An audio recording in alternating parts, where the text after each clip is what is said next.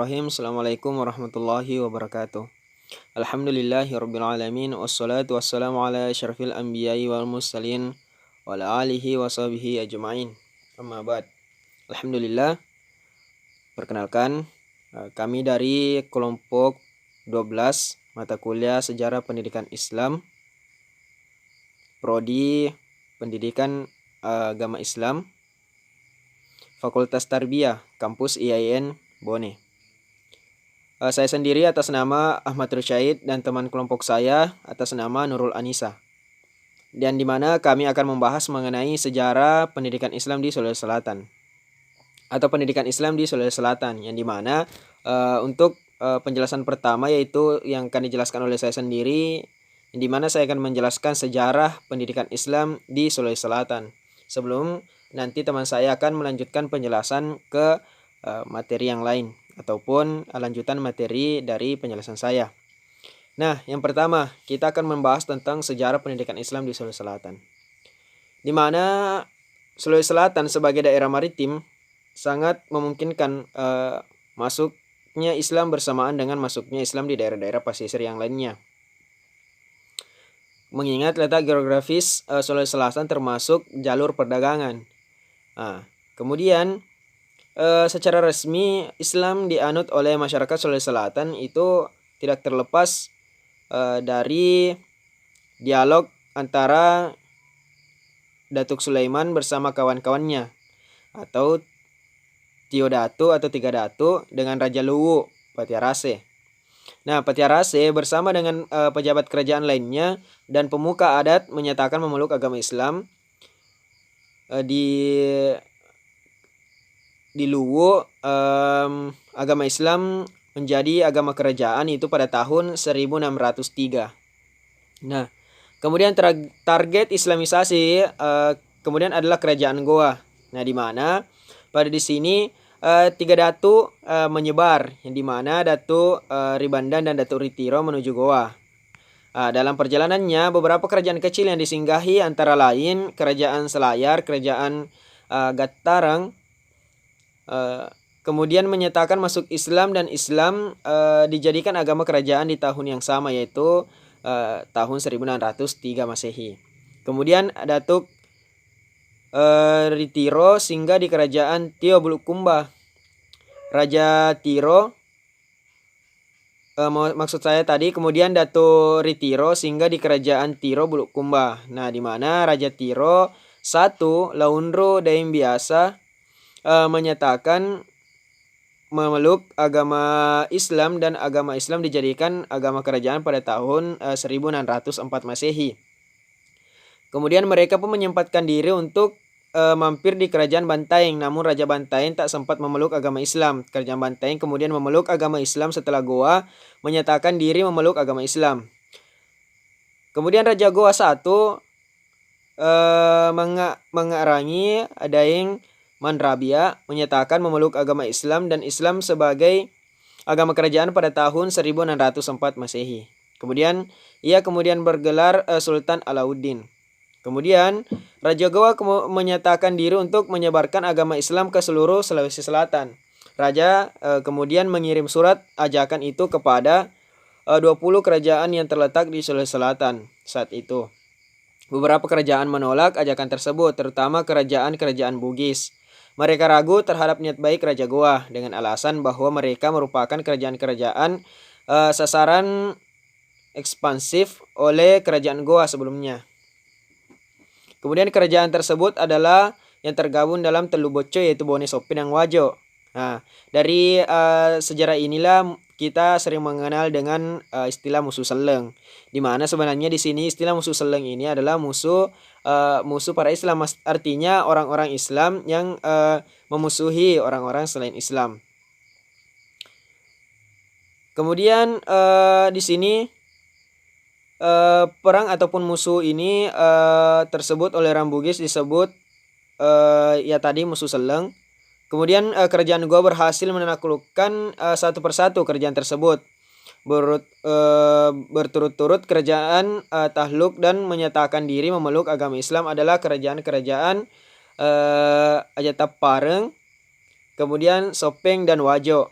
dan Bone.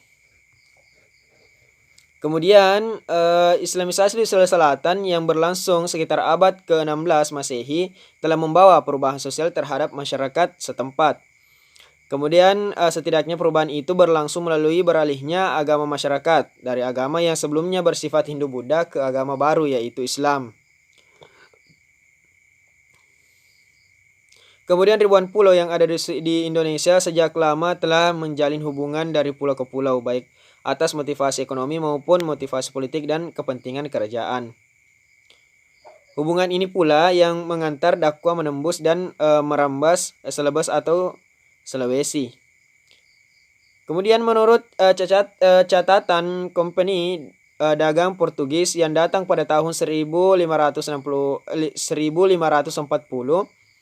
saat datang ke Sulawesi, di tanah ini sudah bisa ditemui pemukiman Muslim di beberapa daerah. Meski belum terlalu besar, namun jalan dakwah terus berlanjut hingga menyentuh raja-raja di kerajaan Goa yang beribu negeri di Makassar. Kemudian beberapa ulama kerajaan Goa di masa Sultan Alauddin begitu terkenal karena pemahaman dan aktivitas dakwah mereka. Mereka adalah Khatib Tunggal, Datuk Ribandang, Datuk Patiman, dan Datuk Ritiro atau 3 datuk. Kemudian dapat diketahui dan dilacak dari mana para ulama di atas yang bergelar datuk. Datuk adalah para ulama dan mubalik asal Minangkabau yang menyebarkan Islam ke Makassar. Kemudian pusat-pusat dakwah yang dibangun oleh kerajaan Goa ialah yang melanjutkan perjalanan ke wilayah lain sampai ke kerajaan Bugis, Wajo, Sopeng, Sidendreng, Tanete, Luwu, dan Palopo. Kemudian secara umum agama Islam masuk di Sulawesi Selatan dengan cara yang sangat santun terhadap kebudayaan dan tradisi Bugis Makassar. Bukti nyata dari sikap kesantunan Islam terhadap kebudayaan dan tradisi Bugis Makassar dapat dilihat dan dari ataupun dalam tradisi-tradisi keislaman yang berkembang di Sulawesi Selatan hingga kini. Nah, mungkin itu sedikit penjelasan dari saya dari sejarah pendidikan Islam di Selatan, yang dimana bisa disimpulkan bahwa sejarah pendidikan Islam Sulawesi Selatan ini tidak terlepas dari sejarah masuknya Islam, yang dimana dipelopori oleh 3 datuk atau Tio Datuk, yaitu Datuk Ribandang, Datuk Ritiro, dan Datuk Patimang. Baik, mungkin itu saja penjelasan dari saya. Selanjutnya teman saya akan melanjutkan penjelasan materi dari kami. Sekian, Assalamualaikum warahmatullahi wabarakatuh. Bismillahirrahmanirrahim. Assalamualaikum warahmatullahi wabarakatuh. Sebelumnya, perkenalkan nama saya Nurul Anissa selaku pemateri kedua dari kelompok 12. Baik, saya akan melanjutkan pemaparan materi selanjutnya yaitu B. Kerajaan Islam di Sulawesi Selatan. 1. Kerajaan Guatalo. Pada awalnya, kerajaan Guatalo yang lebih dikenal sebagai Kerajaan Makassar terdiri dari beberapa kerajaan yang bercorak Hindu, antara lain Goa, Tallo, Wajo, Bone, Sopeng, dan Luwu. Dengan adanya dakwah dari Datuk Ribandang dan Datuk Sulaiman, Sultan Alauddin Raja Goa masuk Islam.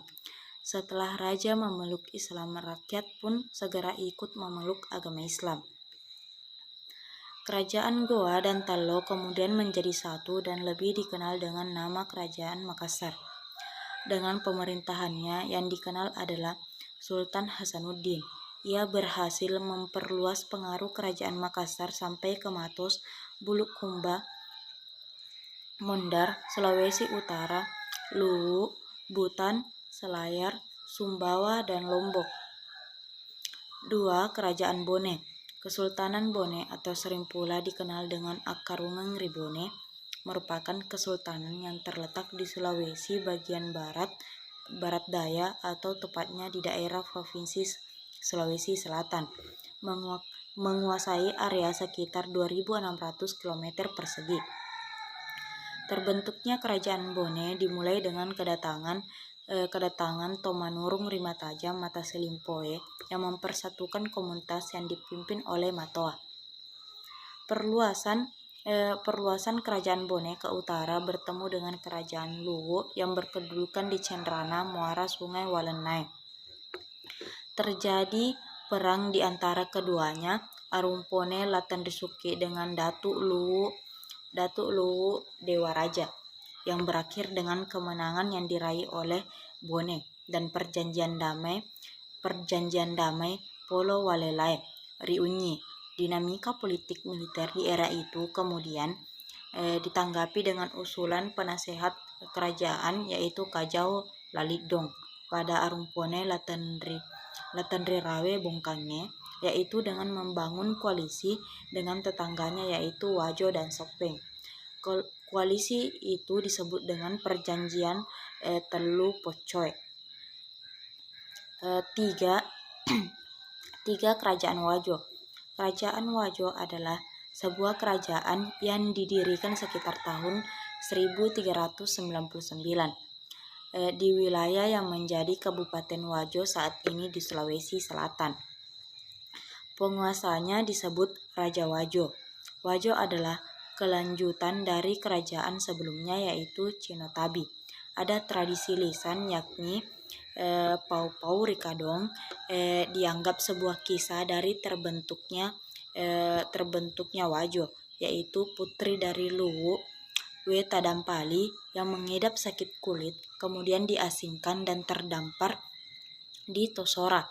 Selanjutnya dia bertemu dengan putra Arumbone yang sedang berburu dan akhirnya mereka berdua menikah dan membentuk sebuah dinasti di Wajo. Ada juga tradisi lisan lain yaitu kisah Labandra, seorang pangeran Sopeng yang merantau ke Sajoangin dan membuka tanah di Cinotabi. Sejarah Wajo berbeda dengan sejarah kerajaan lain yang umumnya memulai kerajaannya dengan kedatangan Tomanurung. Sejarah awal Wajo menurut Lontara Sukuna Wajo dimulai dengan pembentukan komunitas di daerah utara, di komunitas di pinggir Danau Lampulung. Disebutkan bahwa orang-orang dari berbagai daerah seperti utara, selatan, dan barat berkumpul di pinggir Danau Lampulung. Mereka dipimpin oleh seseorang yang tidak dikenal namanya yang digelari dengan Ponge Rilampulung. Ponge Rilampulung dikenal sebagai orang yang bijak, mengetahui tanda-tanda alam dan tata cara bertani yang baik. Adapun penamaan Danau Lampulung dari kata simpulung yang berarti berkumpul. Selanjutnya, C. Corak pendidikan Islam di Sulawesi Selatan. 1. Mengenal sistem pendidikan tradisional. Di Sulawesi Selatan, sistem pendidikan tradisional telah dijalankan sesuai dengan ritme pada masanya dan bergantung pada kebutuhan saat itu, tanpa mempertegas bagaimana mengatur atau mengelola kualitas serta hasil keluaran para anak didiknya. Artinya, pada prinsipnya, masyarakat Sulawesi Selatan hanya sekadar berpikir bahwa mereka harus belajar tentang sebuah ilmu pengetahuan dan dengan ilmu tersebut mereka akan mendapatkan manfaat dari ilmu pengetahuan tersebut. Mereka percaya bahwa belajar merupakan sesuatu yang penting saat itu tanpa harus bertanya ketika telah mempelajari ilmu pengetahuan itu mereka akan menjadi apa dan bekerja di mana. Dalam konteks ini, pertanyaan itu tidak menjadi sesuatu yang penting, bahkan tidak dipertanyakan. Karena orientasi mereka adalah bahwa ada nilai kemanfaatan yang lebih ketika mereka berguru kepada kiai atau mahaguru. Dengan kata lain, idealisme atau kesadaran kolektif yang terbangun saat itu adalah bahwa mereka berusaha untuk menjadi orang baik dan mengerti. Inilah dasar dari pelaksanaan sistem pendidikan tradisional yang berlaku dalam masyarakat Sulawesi Selatan. Sistem pendidikan di Sulawesi Selatan bergerak dari pemahamannya yang sangat sederhana tentang pentingnya menimba ilmu dari seorang kiai atau mahaguru. Inilah modal awal dalam kaitannya terbentuknya sebuah sistem atau pola pendidikan awal dalam masyarakat Sulawesi Selatan. Islam dalam kaitannya sebagai agama, ideologi maupun sebagai kebudayaan menjadi bagian penting dalam mendorong munculnya pola atau sistem pengajaran tradisional.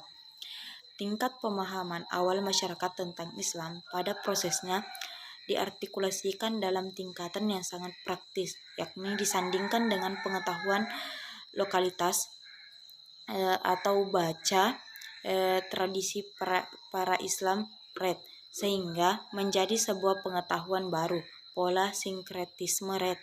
Pengetahuan ini ialah yang kemudian oleh sebagian orang yang memiliki kapasitas keilmuan lebih akhirnya ditulis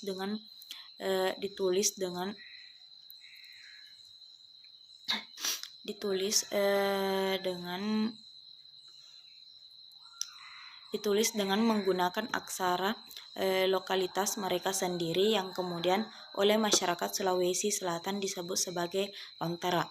Inilah yang kemudian menjadi sumber acuan dalam pola pengembangan sistem pendidikan tradisional pada periode awal. Berikutnya, ketika wacana dan pengetahuan tentang Islam semakin besar, masyarakat mulai bergeser untuk mencari sumber lain dalam sistem belajar mengajar. Sumber lain dalam hal ini adalah sebuah ilmu yang bersumber dari Al-Quran dan Hadis, ijma dan qiyas. Pentingnya serta rasa ingin tahu yang mendalam terhadap sumber utama agama Islam ini menjadikan sistem pengajaran tradisional terus berkembang dan menjadi sebuah kebutuhan bagi masyarakat Sulawesi Selatan. Pendidikan agama Islam yang ada di Sulawesi Selatan umumnya menggunakan langgar atau musola sebagai tempat para pendidik mengajarkan ilmu pengetahuan kepada para anak didiknya. Sistem pengajaran yang diterapkan adalah sistem pengajaran tunggal, yakni para anak didik secara bergiliran atau satu persatu menghadap kepada pengajar yang umumnya disebut kiai untuk secara langsung mendapatkan pengajaran tentang Al-Quran. Sistem ini sangat efektif saat itu karena kiai dapat secara langsung mengetahui kemampuan para santrinya secara mendalam. Lebih dari itu sistem demikian lebih memudahkan para kiai untuk lebih mengenal lebih dalam terhadap karakter dari masing-masing santrinya. 2. Pendidikan masa kolonial. Untuk pertama kalinya, masyarakat Sulawesi Selatan mengenal sistem pendidikan formal pada tahun 1779. Pihak yang mengenalkan sistem pendidikan ini adalah VOC.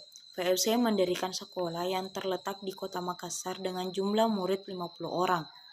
Ini merupakan satu-satunya sekolah formal yang dibuka selama masa VOC di Makassar. Sehingga dapat dikatakan bahwa VOC selama berada di Sulawesi Selatan mengabaikan perkembangan di bidang pendidikan. Perhatian pemerintah Hindia Belanda untuk memajukan pendidikan di Hindia Belanda tidak bisa dilepas dari kebijakan politik etis sebagai kebijakan yang bertujuan untuk mempertahankan kekuasaan di tanah Hindia Belanda. Awal lahirnya politik etis ini tidak terlepas dari kebijakan parlemen Belanda dan tarik-menarik kepentingan antara berbagai kelompok dalam parlemen. Dalam hal ini muncul protes atas kondisi rakyat di Hindia Belanda yang semakin memperburuk sehingga muncul tuntutan dari kelompok konservatif untuk melakukan perbaikan nasib bagi rakyat Hindia Belanda. Secara umum, pembukaan sekolah ini bertujuan untuk mengatasi kebutuhan pemerintah Hindia Belanda untuk mengisi beberapa kekurangan pegawai dalam birokrasi kolonial di tingkat bawah atau lokal. Secara umum, pendidikan formal yang diperkenalkan oleh pemerintah Belanda terbagi menjadi 2 jenis sekolah. Pembagian tersebut didasarkan pada bahasa pengantar yang digunakan oleh sekolah masing-masing. Bahasa pengantar yang diberikan pada sekolah tersebut adalah bahasa Belanda dan bahasa daerah. Perbedaan kedua bahasa pengantar ini didasarkan pada perbedaan warna kulit sebagai bentuk diskriminasi terhadap etnik tertentu. Hal ini nampak pada jenis-jenis sekolah yang dibuka dan untuk ras apa jenis-jenis sekolah tersebut. Umumnya, sekolah yang menggunakan bahasa pengantar bahasa daerah diperuntukkan bagi masyarakat pribumi, sedangkan sekolah yang menggunakan bahasa pengantar bahasa Belanda diperuntukkan bagi orang-orang Belanda. Orang-orang Eropa, orang-orang keturunan campuran Belanda, orang-orang keturunan campuran Eropa, dan perkecualian untuk sekolah khusus suku Ambon, suku Minahasa, dan orang Timur yang beragama Katolik. Itulah yang sempat saya sampaikan, lebih dan kurangnya mohon dimaafkan. Wabillahi taufiq wal hidayah. Wassalamualaikum warahmatullahi wabarakatuh.